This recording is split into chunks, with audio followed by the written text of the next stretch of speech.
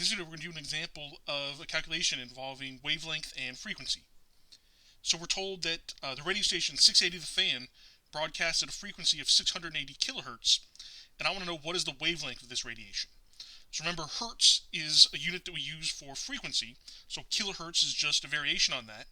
And the equation that we have that relates wavelength and frequency is c, the speed of light, is equal to lambda nu, where lambda is the wavelength and nu is the frequency. Now, when we use this equation, we typically use the speed of light in meters per second.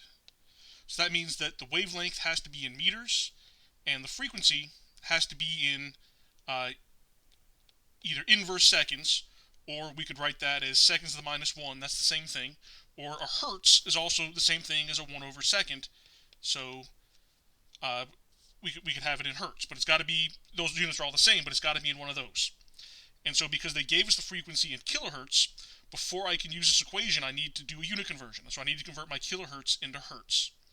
So the kilo prefix we know is 10 to the 3, so 1 kilohertz is 10 to the 3 hertz.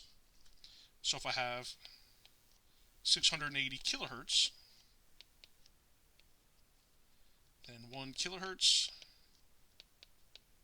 is 10 to the 3rd hertz, and we have 6.8 times 10 to the 5th hertz.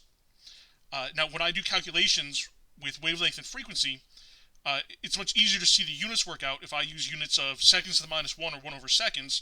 So instead of using hertz in my next calculation, I'm going to use it as 6.8 times 10 to the 5th inverse seconds.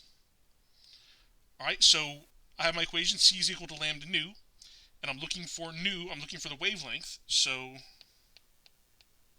I need to isolate it, so I'll divide both sides by nu, and so lambda is the speed of light divided by the frequency, and so I have 2.998 times 10 to the 8 is the speed of light, and of course that's something that will be given on your equation sheet.